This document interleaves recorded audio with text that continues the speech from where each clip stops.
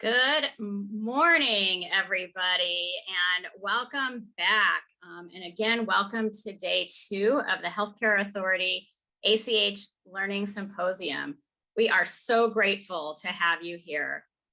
My name is Susan McLaughlin, and I am the CEO of Healthier Here, the accountable community of health for the King County region.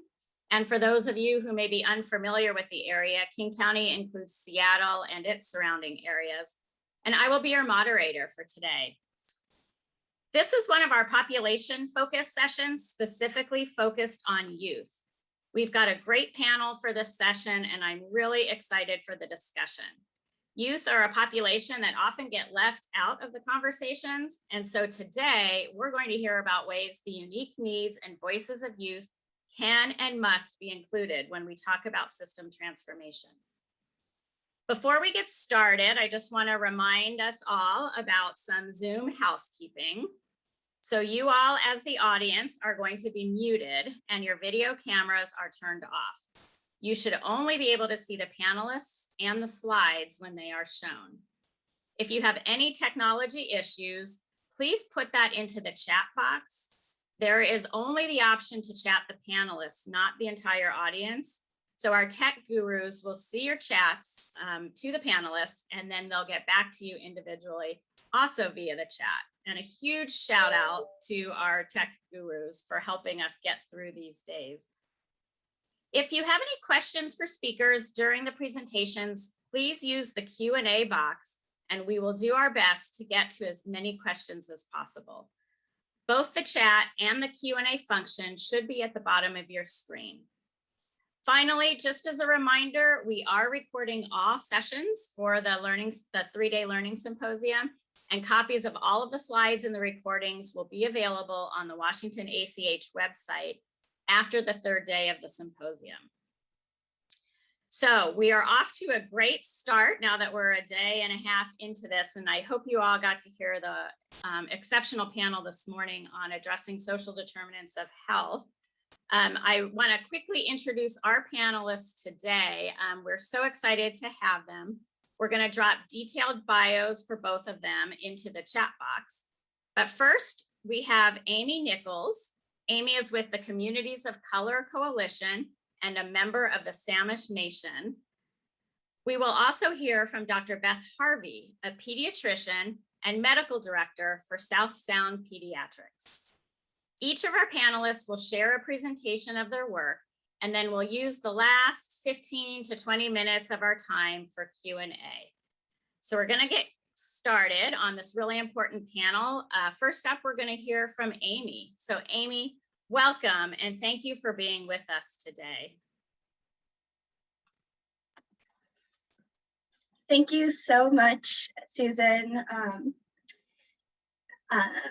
Ait Squachil. Amy Sinisna, Cha Wasamish, Barrett Seas. Good morning, everyone. My given name is Amy. I use she, her pronouns. I'm a member of the Samish Nation, and I am also a member of the Barrett family of the Samish Nation. When I was growing up, I learned from the late Victor Underwood, his brother Norm, as well as George Adams, that whenever you know your language, in this case Squamish, you should use it. And it's one way of showing respect to who you are and where you come from. So thank you so much for allowing me to share my language in this space with you all, and give my brief introduction. For those of you who don't know the Samish Nation, our Samish territory extends from around what's in English known as Fidago Island, and parts of the mainland, through the San Juan Islands, over to the island of San Juan. And as a result, I'm going to be talking with you today about the North Sound Indigenous Futurity Alliance, which is part of an alliance of members, including the North Sound ACH, which one of the 5 counties that covers, or several of the counties it covers, include Samish territory. And so So if we can go to the next pictures. So as I mentioned, I'm a member of the Samish Indian Nation, and we are canoe people. So the next picture has a photo of what you see when you're leaving in a canoe from Fidalgo Bay, which is, some of you may have visited the RV park there. That is part of my ancestral territories. And I think it's been very important to me to learn so many teachings in that place and of my own heritage.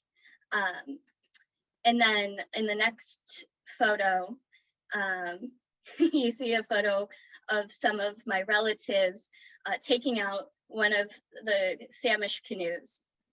Now, there's some rules of the canoe, and one of the very important rules is having ait hashnin, which means having good heart, good mind, good feelings. And I would like to take that teaching into this presentation today as I talk about lessons from the North Sound Indigenous Futurity Alliance. All right, next slide. So I learned about the North Sound, what at the time did not have a name, but the North Sound Indigenous Futurity Alliance, while I was working at an internship in ethnobotany on Lahukamish, which is also known as San Juan Island. In my language, that means the place where the people came down. And I remember receiving this package from Eliza Julius from North Sound ACH, and I was like, wait, where did this come from? And then I remembered that I'd signed up for what was the first annual North Sound Indigenous Youth and Young Leaders Conference. And although I wasn't able to attend the conference, that care package really, really touched me. And included in the care package was like masks that were just blank canvases and fabric markers. So on the right side, you can see one of the masks that I designed. And I was just so excited by this prospect of being able to practice artwork in Coast Salish, Northern Coast Salish style, that I didn't get carried away, but I did make a number of masks. And so in the next slide, you can see some of the wonderful people who I gifted masks to as a result of that care package. And I felt really connected to the group and like wanted to learn more after just getting really inspired to reconnect to art traditions and also to language, basically by that group reaching out to me and sending me that care package. So I am going to be speaking today about the North Sound Indigenous Futurity Alliance and some of the events that we've hosted and how that outreach has been really meaningful to youth like me who live in the North Sound and who are also young and Indigenous. The North Sound Indigenous Futurity Alliance was really created after Eliza Julius, who I mentioned earlier, came to, I believe it was this partner or to this convening a few years ago and said, why isn't like youth the focus? Like, why are there no Indigenous leaders here? And so one of the goals of the Alliance has been to host events specifically for young leaders and for young people. So on the left, you see an event from February kind of represented by this person's artwork. So we hosted a vision board event, envisioning Indigenous futures.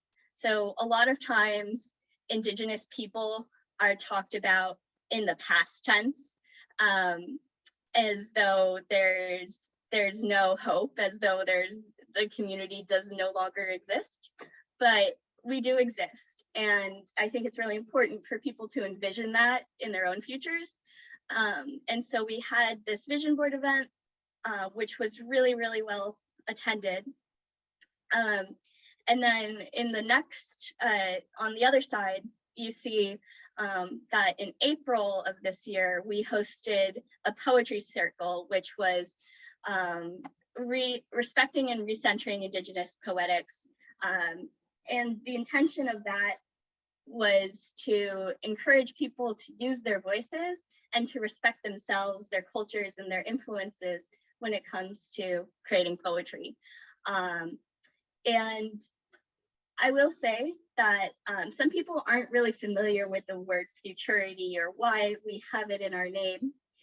And the word futurity can be defined as the futures that we create.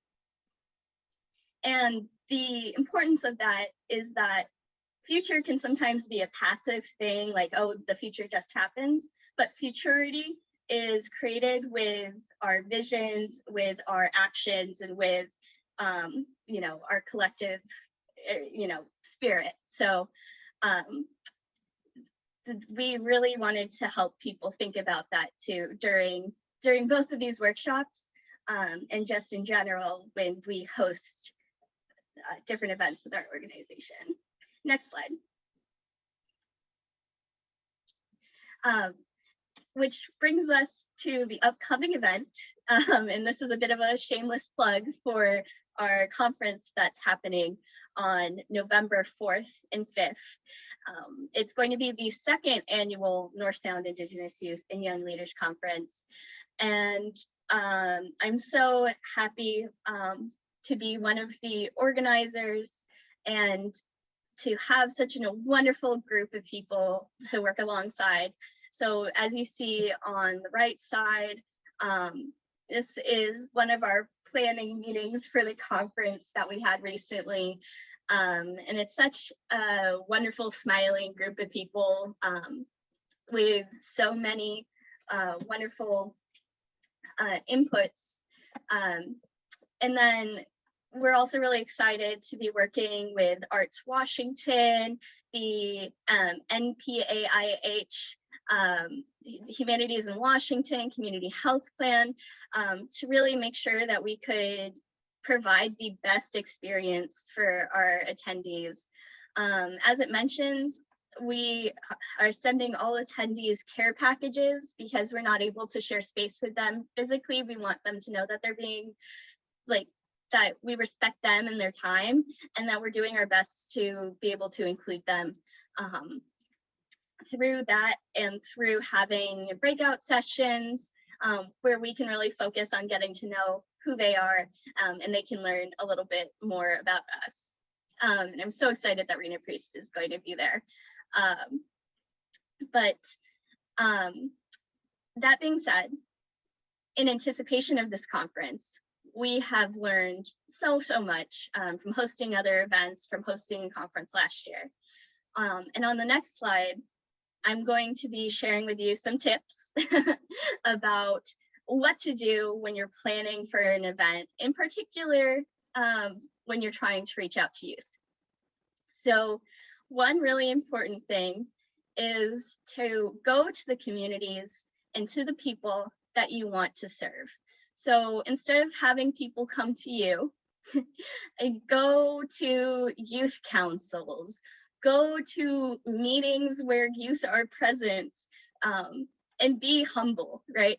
Like, be a guest in their space, hopefully an invited guest, hopefully a welcome guest, and really learn from the communities that you're trying to serve, like what people want, what people are interested in. And I think that's been really important advice for us, especially as we've been doing just like outreach and trying to have people come back. Like, if people see that their ideas are being reflected in our events and then also being invited to our meetings, that's really how you start to establish relationships. Being involved in the community is so important. Next, be intentional planning for events. So here I have a motif of 4 overlapping circles as well as a medicine wheel. So in my teachings, in Samish teachings, 4 is a really important number.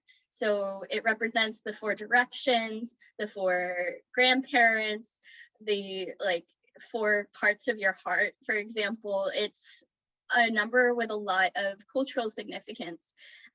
We've included the 4 overlapping circles motif in our advertising, as well as in our as in the medicine wheel, because we recognize people will see those things and kind of know we're talking to them. But you're also, when you're being intentional planning for events, not only are you paying attention to design, but you're just paying attention, making sure that you are being inclusive, you're respecting people of different identities, whether that means LGBTQ or Two-Spirit in the case of some Indigenous communities, or just gender non-conforming Indigenous folks.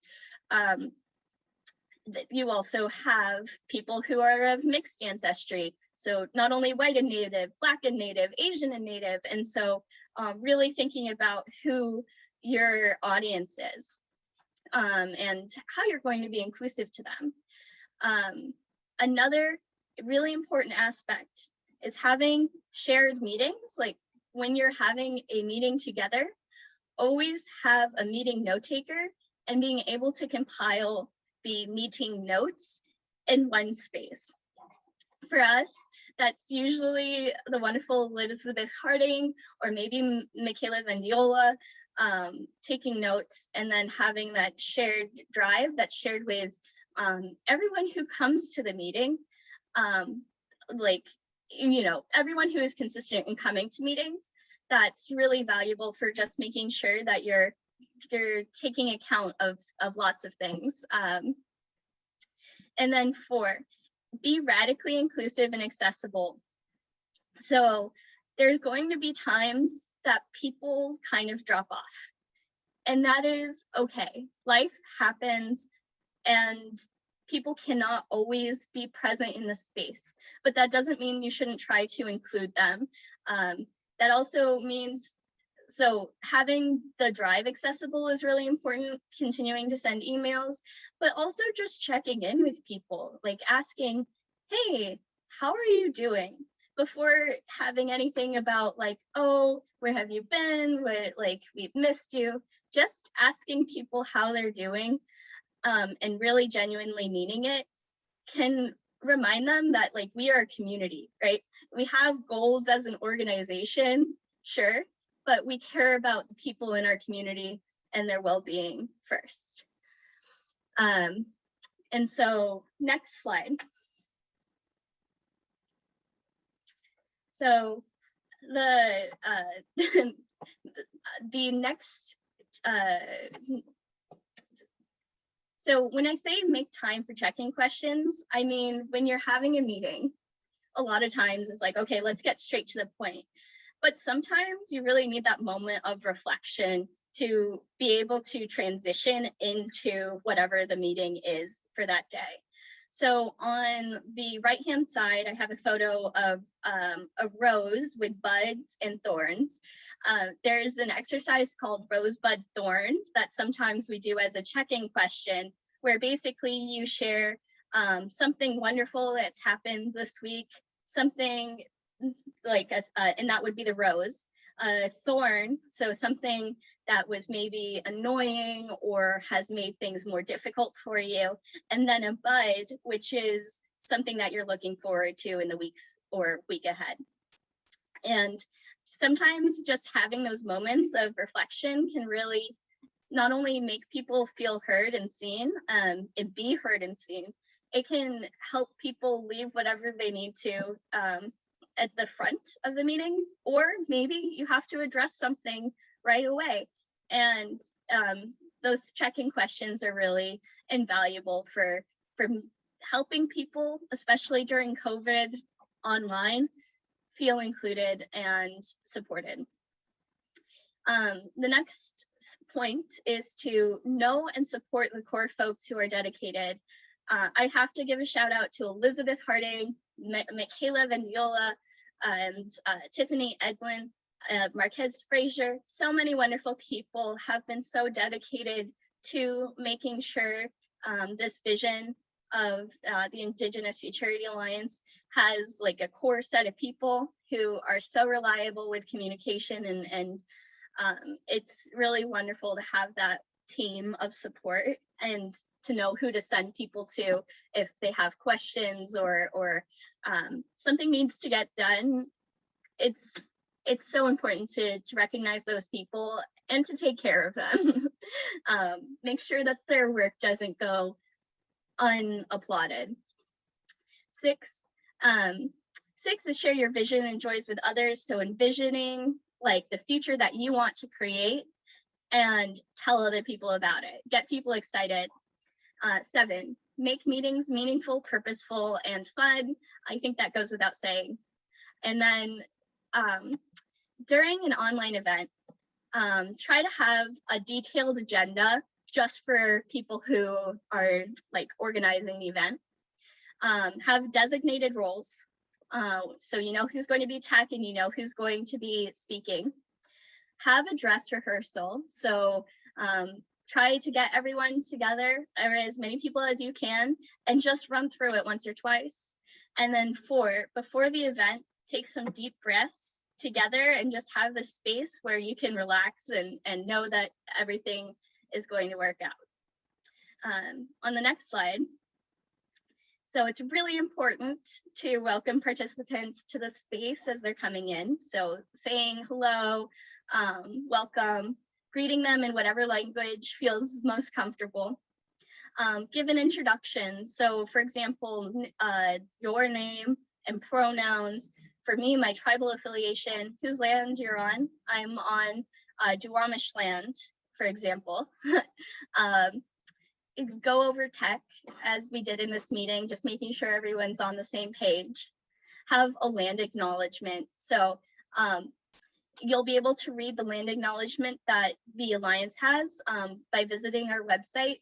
I'll talk about that more at the end of the presentation. Have open expectations for participation. Not everyone is going to want to speak, but invite people to talk out loud sometimes, invite people to write in the chat, invite people to use their emojis, or invite people to just share space with you. Having that open expectation is going to allow people to choose how they're most comfortable, and they're going to be more comfortable participating in any way. And then same for invitations to speak. Invite people to speak, and if they say, actually, I'd like to pass, that is a perfectly acceptable answer as well. And then, as I was saying, you want to encourage different types of participation. So we really like using Menti sometimes because it generates word clouds based off of the input of the participants. So this is an example word cloud from one of our events on poetry. And then, as I mentioned, I really love using the emoji feature on Zoom. It doesn't disrupt the speaker, but they can kind of see the love in a way that maybe they wouldn't if you're like clapping silently. Make sure that you thank people for sharing, and you're also sending follow-up emails, sending ways of getting involved during the presentation. So like at the end, making time to say, here's our contact information, here's ways to get in touch with us. And that way people can leave with that and have that in their mind for the next little while. And we'll be ready for your follow-up emails. So next slide. And finally, this is advice number 13. Take a screenshot of whatever event it is you're doing. Make sure you're getting people's consent and they know that you're going to be taking a screenshot. But these photos, quirky, they're silly, but they really will bring back so many wonderful memories for you in events to come.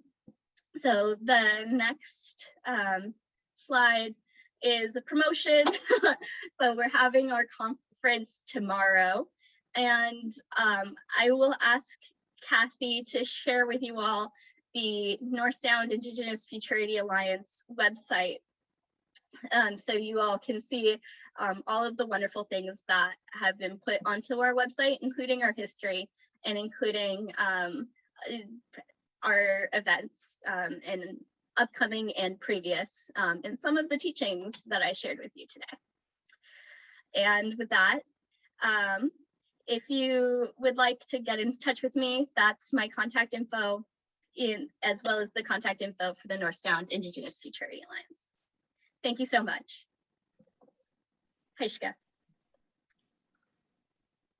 Wow, Amy, thank you so much. That was incredible. What an incredible alliance program. The event sounds amazing and perfect timing, happening in the next 2 days. So I hope people can attend and participate in that. And what really thank you for those tips for including and lifting up the voices of youth and young people, and especially Indigenous youth and young people. Can't wait to unpack some of your suggestions a little bit more with you during the Q&A. So thank you for that. We're going to turn now to our next presenter, Dr. Beth Harvey, who's going to talk to us about the Children's Behavioral Health Task Force and Behavioral Health Youth listening sessions, at CPAA. So Beth, welcome. It's great to have you today. Oh, thank you so much, everybody, for inviting me to represent the CPAA region. And I just want to warn you, my slides will not be as beautiful as Amy's, so I apologize for their more academic appearance. But hopefully the work that both of us are doing will inspire you guys to focus on youth. Next slide. So the work that we did started out of a Medicaid transformation project where we were trying to integrate behavioral health into pediatric clinics. And we had a team supporting each other of 4 different clinics across the CPAA. So Dr. Cavens was representing Longview, Dr. Polly was Lewis County and South Thurston, and then we had 2 from Thurston County, and my clinic at South Sound Peds and Olympia Peds, our neighbors. Next slide.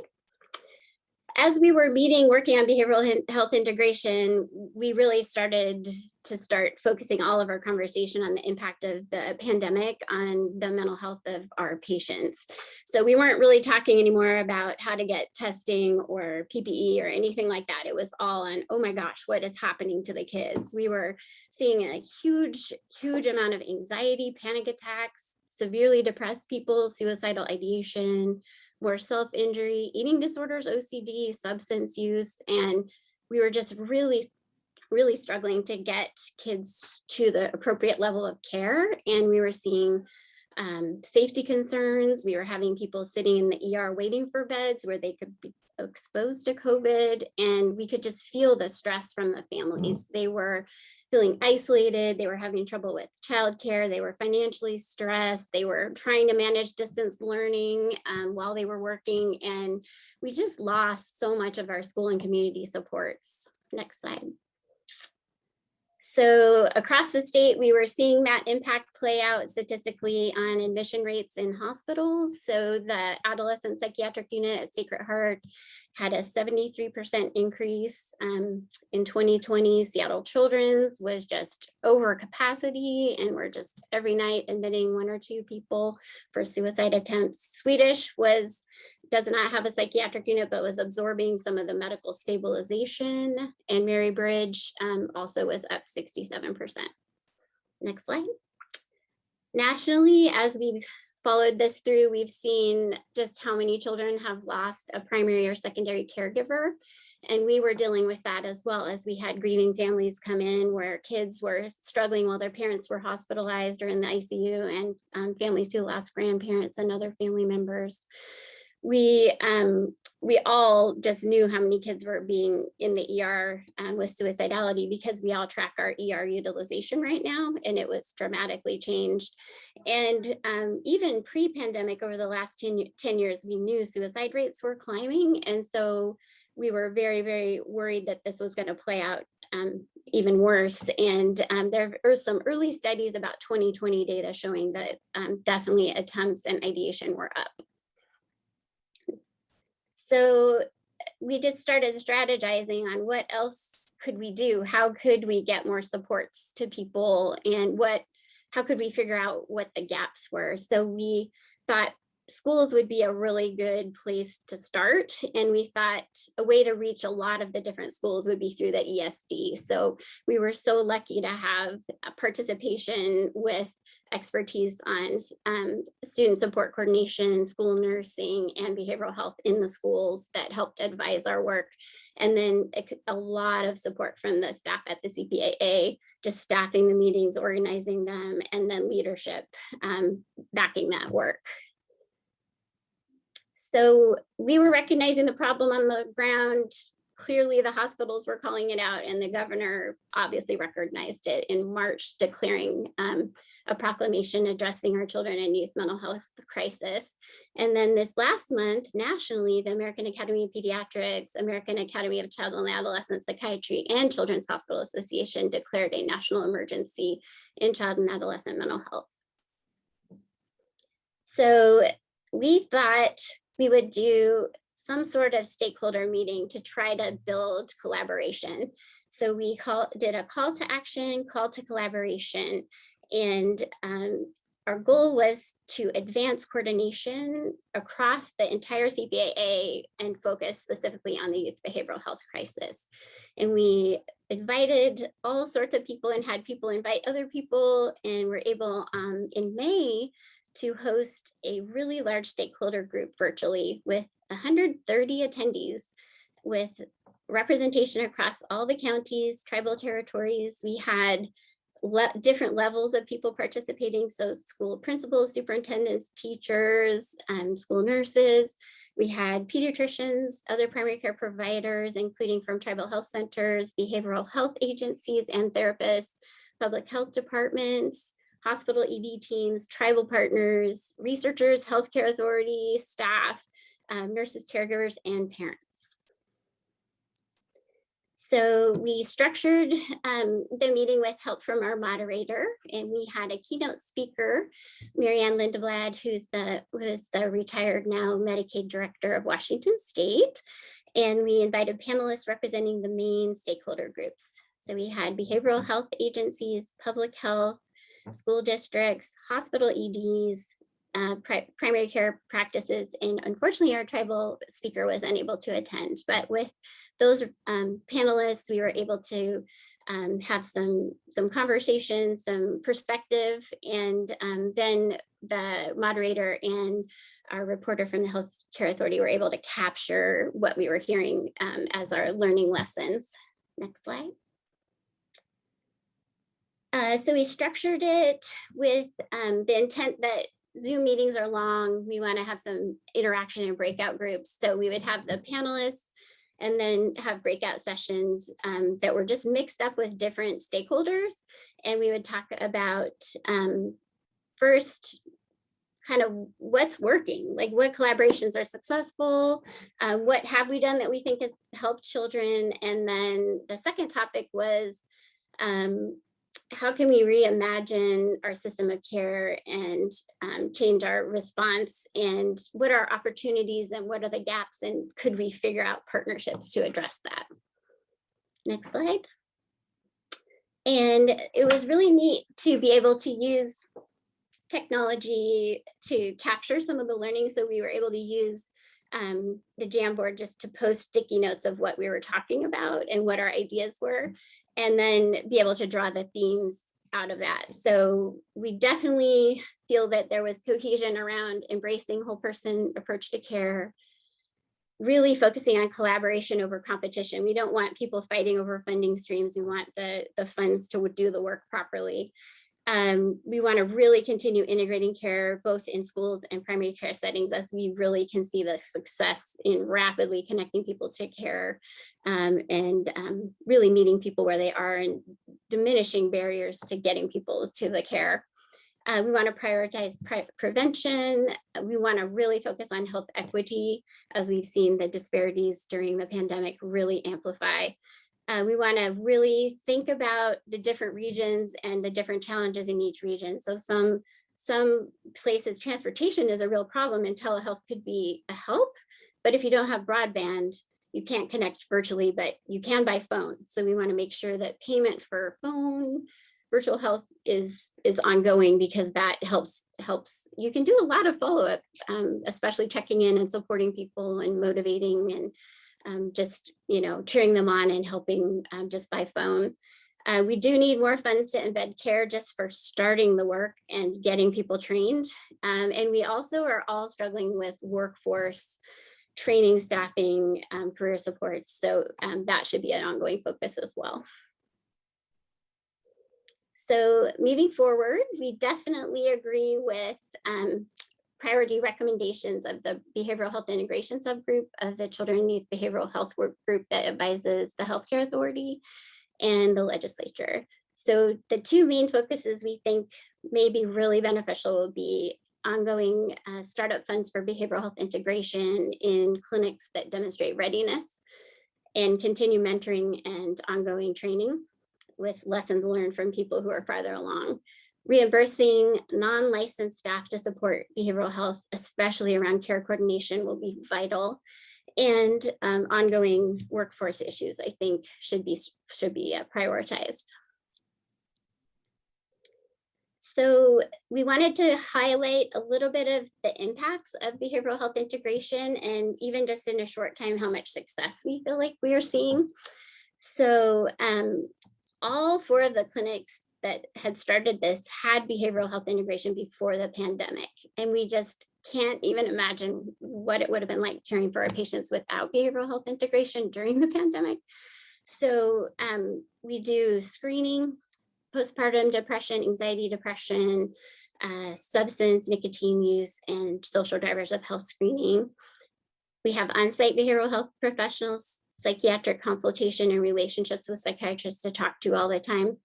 Team-based care, closed loop referrals, so we can see who connects to care. We can hear if they didn't call back and schedule that follow-up appointment. We have registries and ways to track ED utilization and follow up every family that goes to the ER, family and child engagement, and we have different ways of funding. So we can bill under collaborative care, psychotherapy codes, and partner with other agencies.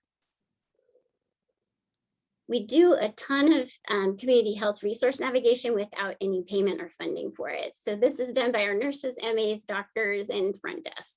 So we've tried different ways of funding this and just haven't successly found a way to ongoing do this. So health home funding doesn't quite work as well for kids due to the PRISM score.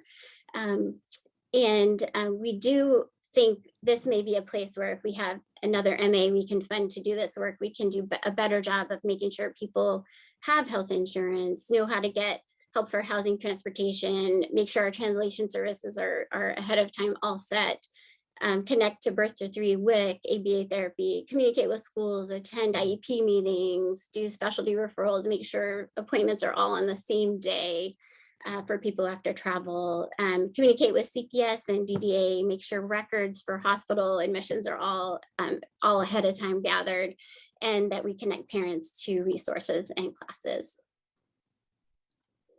So I wanted to just tell you a little bit of the breadth of the successes in each clinic. So the Child and Adolescent Clinic in Longview has 15,000 patients, 72% Medicaid, and has started their BHRI work in 2019. It's been creative approaches with different possible partners and different strategies. They've had 4 different agencies they partnered with, 2 private contractors, and currently are working with Catholic Community Services since May. And in the 5 months they started working with them, they already helped 116 patients in Longview and 41 in Vancouver. And Northwest Pediatric Center was the one that started earliest in November 2017. They're absolute rock stars. They were able to start a little quicker with rural health funding, so they could hire their psychologist, licensed mental health clinician, and psychiatrist. They have 15,000 patients, 70% Medicaid, and since inception have seen over 10,000 behavioral health visits. Their psychiatrist has cared for over 1,000 patients with 5,000 visits. And they've tracked their connecting to care closed loop referral, and they were starting at 22 to 33% connecting to therapy and other services. And after 90% of their patients connect to behavioral health care without a warm handoff. So this is just referring them internally. Next. And then our clinic, we have 9,400 patients. We're 42% Medicaid. We have a pretty big military population and some uninsured that we worry about. We started our behavioral health integration partnering with Catholic Community Services and really started tracking data December 2018. And we are blessed with almost 2 full FTE and a psychiatrist 2 days a month plus consultation. We have had 2 bilingual Spanish speaking staff in the past, which was wonderful. And we have direct links to the WISE program, therapists, and crisis services. Our therapists are busy and they usually are full. They transitioned to telehealth during the pandemic and just transitioned right back into the clinic really, really beautifully. So we have been able to serve 312 families and have done over 2,300 hours of care for them. And we've continued to blend funding and try to see if we can always meet the needs of all of our patients. So Medicaid, private, and military families are a focus, and ongoing work has just been really, really gratifying. Next slide. And then our neighbors, Olympia Pediatrics, have a slightly different patient population and so have used a different strategy of their BHI. And they've done psychotherapy codes and collaborative care codes to fund their work, and they just fund their therapists. They're 27% Medicaid, and they started their BHI in March 2019 and have now touched over 1,200 families with almost 4,000 appointments. And they're rapidly connecting to care, and they do have the ability, if there's a crisis, to have someone see that family immediately. And their main challenge is payment for Medicaid that they called out. Next slide. We've seen a lot of unanticipated benefits. One of them through the pandemic has been support for staff, where they've been able to learn about caring for their own mental health, try to really protect them from burnout, and also work on communication skills. In a highly stressful time, it was very important to help people communicate better and not take things personally if people were stressed. Providers love this program. It protects us from burnout because we have the appropriate level of care. We don't feel so overwhelmed if we have a patient with psychosis, like we have help and we have experts to take care of it, since that's not our expertise. We love the rapid connection to care. So instead of seeing people where you send them out, they never connect to care, they come back in crisis in 3 months and you've never helped them, and it just is demoralizing to feel like you're not helping them. We now feel like we actually have something to offer.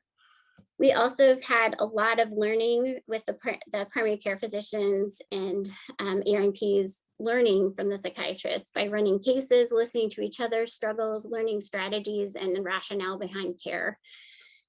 We have had a lot of uptake in connection to services, like the number of patients who actually get care just by having less stigma in the primary care office is dramatic. We've loved integrating with other teams and learning from them and just watching them and going to meetings with them. And we also have been able to support the behavioral health teams with physical health concerns. So if they have a patient that's challenging, like a diabetic who's suicidal, who has a lethal weapon in their insulin, how do we help support them and keep them safe? That's been really helpful. And just really be able to develop relationships and appreciate the expertise of each other and how we can support and break down silos and blend funding has been wonderful. And I just want you all to just know there's hope moving forward. This is amazing. The collaboration in the CPA region has been great, and I know we'll be focusing on suicide prevention and supporting BHI moving forward. The partnerships are expanding and we're figuring out where to invest time. Kids are connecting to care earlier, and we know that's going to improve their lifespan health. We have an evidence-based model with BHI that works. Families, patients, and providers love it, and we have a great stakeholder community. So in closing, I just want to thank all of the people who supported this work, supported me, and mentored all of us.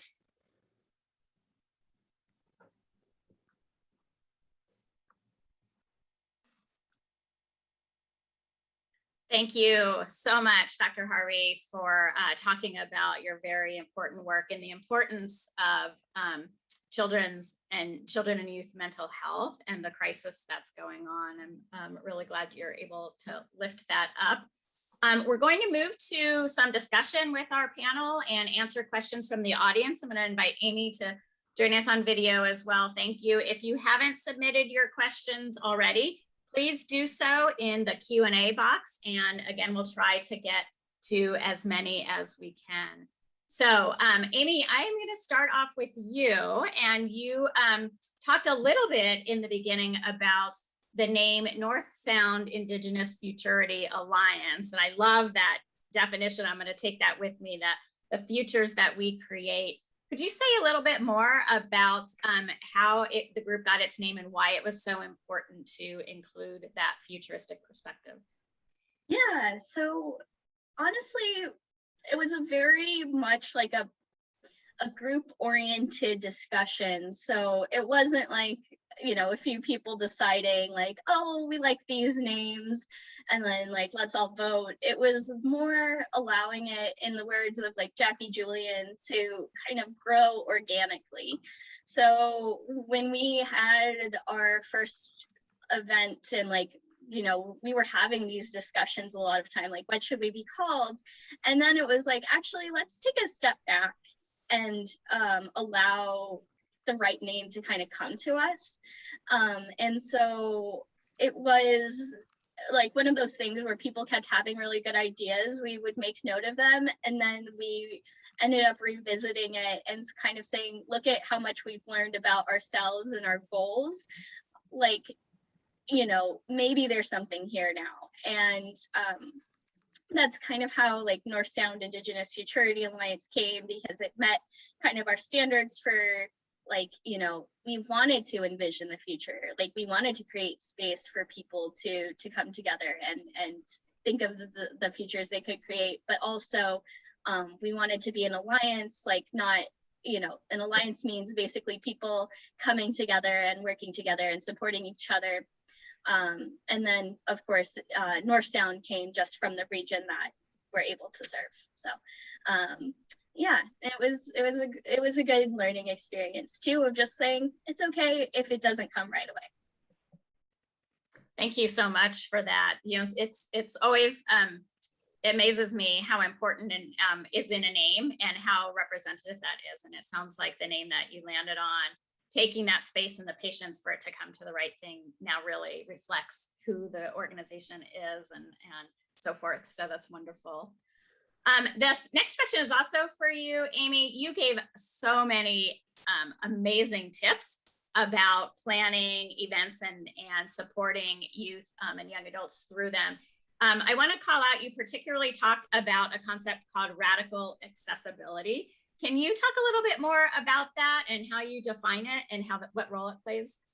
Yeah, so when we are talking about being radically accessible, we mean that we are going to be taking notes on every meeting that are available to people who come to the meetings and anyone who wants them, really. When we talk about being like, I think one of the things we try to do is be trauma informed when we are hosting our events and kind of having those invitations to speak and inviting people to choose what's most comfortable for them. And just, even if it's just like keeping your camera off, not talking at all, it's just allowing people to participate to their comfort, and like really trying to make sure that like also the language we use, like the music we play, kind of doesn't have like maybe people who are controversial figures, because it's, you know, we don't want people to feel excluded based off of like being LGBTQ or based off of their gender identity, or being like, you know, not, a lot of people in the Native American community kind of are like, oh, I'm not Native enough. And we don't want people to think that of themselves ever. So really being informed about the community that we're working with, and also trying to be trauma informed and very considerate and intentional when we're communicating with people. That's kind of what I think of when it's like accessibility. Like we're always like responding to emails and able to schedule meetings with folks, and then also checking in with people, and like trying to be as trauma informed during our events. I would say all of those together are like radical ideas of how to be accessible and how to be inclusive as well. Thank you so much for that. Really important. And it sounds like cultivating and valuing the relationship as much as the interaction piece of it, or getting the work done. Beth, this next question is for you. You talked about the call to action, call to collaboration that you held in May. Can you say more about the value of including community and family voices in that discussion, not just the providers, but actual community and family members' parents? Oh yeah, I think you don't know what you don't know. And so the more people that you listen to and the more you ask input from, the more you're probably gonna do better care. I think the family voice, the youth voice, I think hearing from every different community was really important, and just understanding the different pieces of the work. So I don't think I really totally understood all of the work that the schools were doing, and I didn't really understand the, you know, the public health piece, and then just the challenges that families were having. Like obviously the pandemic just made everything different. So I think it was very important. Great, thank you for that. And then the next question, CPAA covers a large region. I don't know if people are realizing you're naming all these areas of providers that you've worked with, and they're, you know, in significantly different locations across that region. Can you talk a little bit about how or if the regions needed different approaches, and what that looks like, and how that was approached?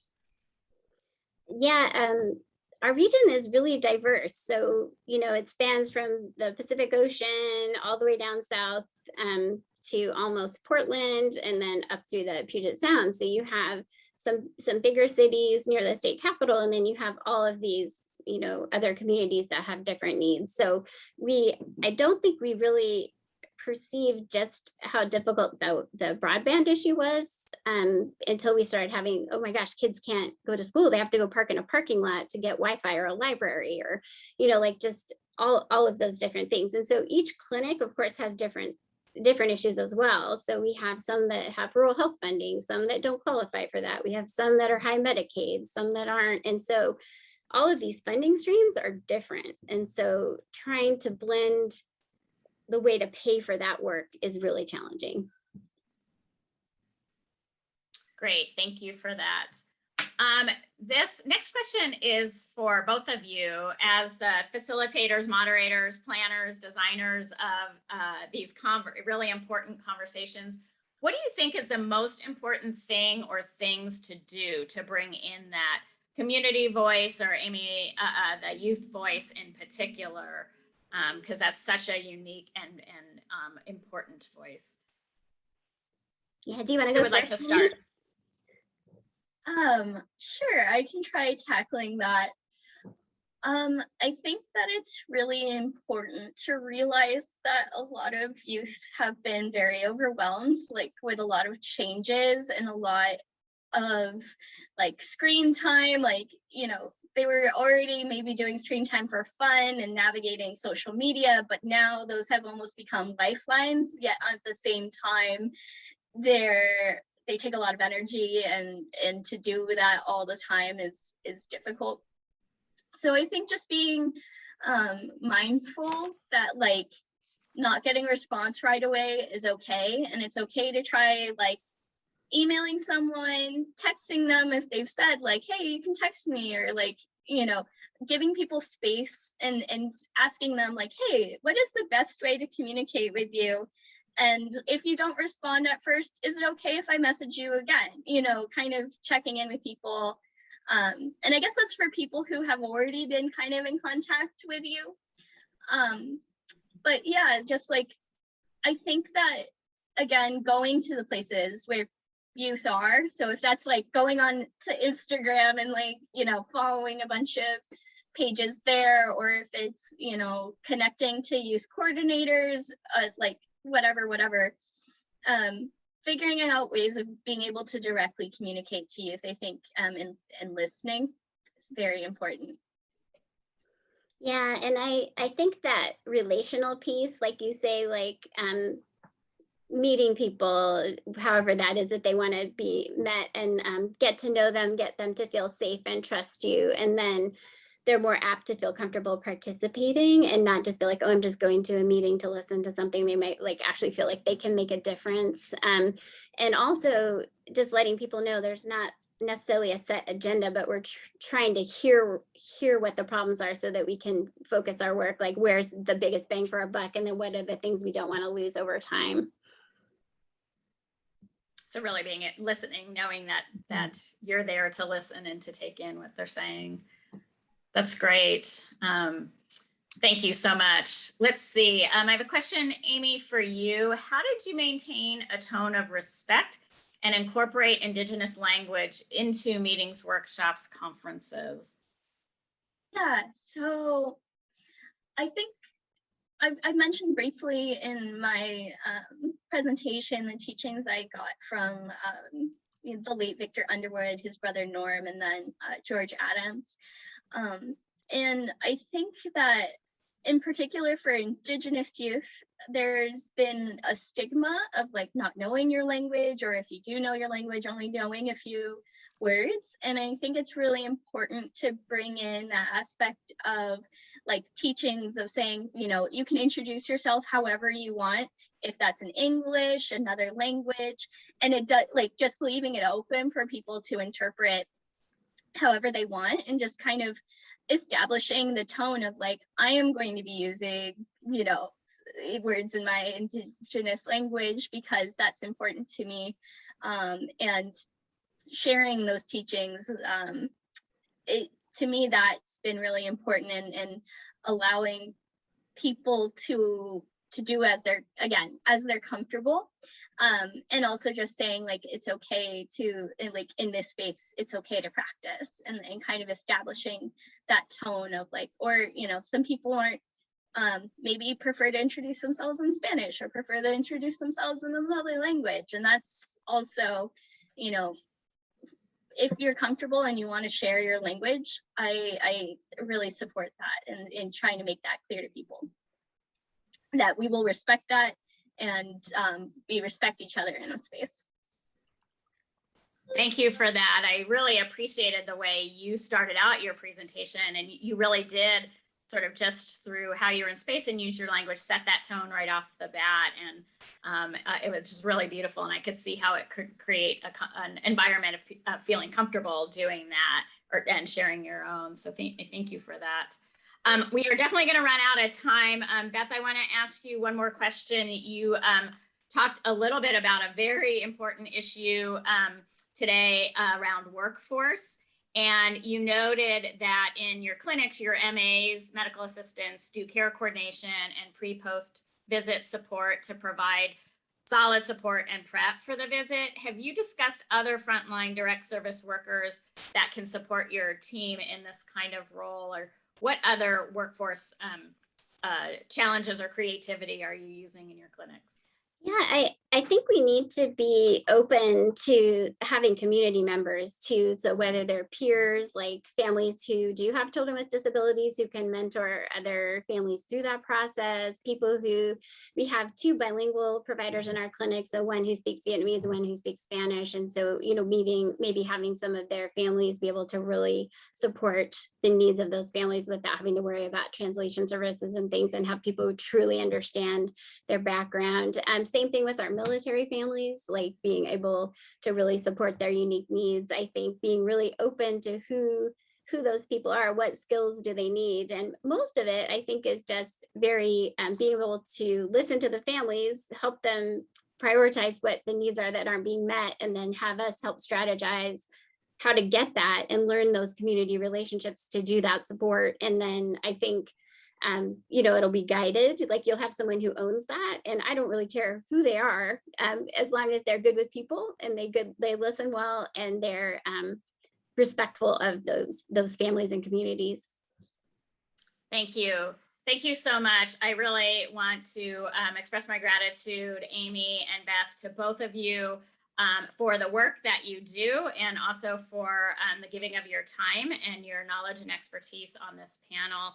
So it's been a great conversation, important to call out and recognize the need for really separate conversations and unique conversations around the needs of youth and young adult, and making sure that their voices are part of that conversation and helping to drive solutions. So thank you again so much.